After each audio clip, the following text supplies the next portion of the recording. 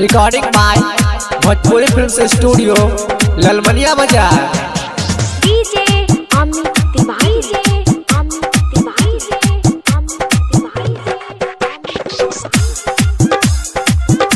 Singing by Mukesh Pandit की आवाज में शानदार प्रस्तुत।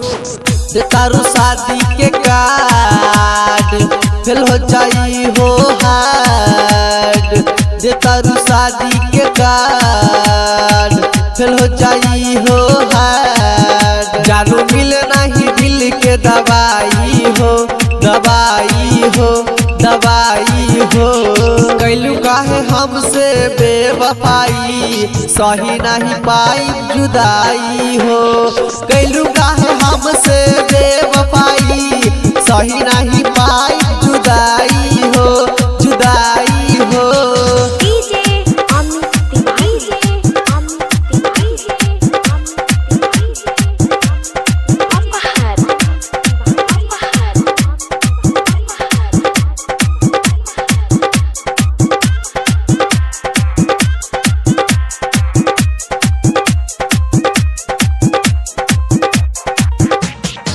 रहेला भरोसा तोह पे कोई दिहलू घात हो, तोरी दिहलू आजा कसम रह के हमारा साथ हो साथ हो। रहेला भरोसा तोह पे कोई दिहलू घात हो, तोरी दिहलू आजा कसम रह के हमारा साथ हो। दिहलू ऐसा जख्म दर्द ना सही पाई, दिहलू ऐसा जख्म दर्द ना सह पाई। जर हथवा से देना पियाई, जर हथवा से देना पियाई। सही नहीं पाई जुदाई हो, कैलू काहे हमसे बेवफाई। सही नहीं पाई जुदाई हो, कैलू काहे हमसे बेवफाई। सही नहीं पाई। डीजे अमित तिवारी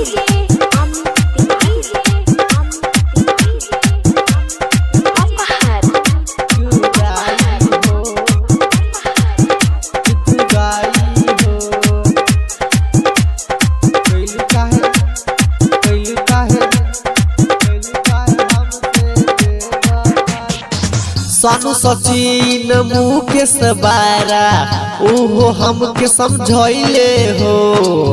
आज बुझाइल कितना दर्द ओके ओहो उठैले हो। सानू सचिन मुकेश बारा ओहो हमके समझैले हो। आज बुझाइल कितना दर्द ओके ओहो उठैले हो। मानी ना एको बात छोड़नी तोहार साथ, छोड़नी तोहार साथ। आज हमके दिहलू रुआई, आज हमके दिहलू रुआई। कैलू काहे हमसे बेवफाई, सही नहीं पाई जुदाई हो।